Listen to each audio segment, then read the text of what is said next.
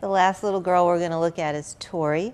Torrie is about 2 years old. She's been here since early January, so about a month now, and she is a gorgeous domestic medium hair. Torrie originally came from a situation where there were too many cats in a home, and she is one of many that were put on our adoption floor at that point in time a couple of years ago. And she is, I find her very endearing. I think partially from the original situation that she came from, but also she's, I think, made major strides in temperament considering, you know, that original situation. So Torrie had been adopted from us for about a couple of years, and then her owner recently is being deployed and unable to keep her, does not have any family or friends that are willing to take her. So she is available for adoption once again. She's categorized as what we call a return to shelter, meaning that she had been adopted and now returned. Torrie at this point is about 7.5 pounds. She's already spayed, she's microchipped, current on all vaccines. We'll make sure that she gets a voucher for a rabies vaccine because it looks like that might be the only thing that is lapsed at the moment.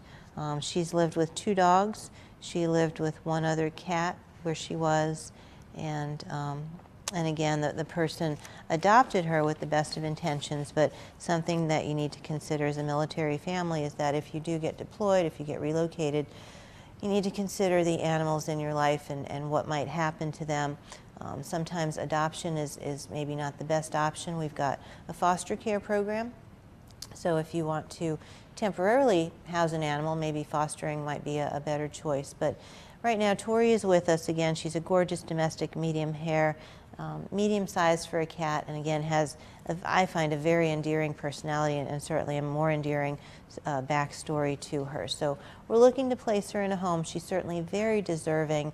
I think a lot of times cats in general are very resilient with some of the backstories that we hear, some of the histories that they've been through.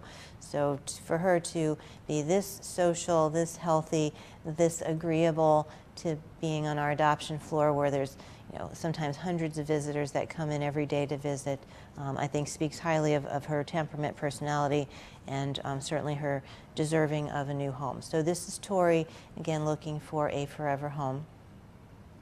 And that wraps it up for this week's Pet Pals. Again, we're glad you could view the show this week. Hopefully, if you've seen any animals that you're interested in adopting, come and visit. If you see any animals on the show that you might think might belong to a neighbor or that you might be missing yourself, you certainly, again, want to come to the shelter.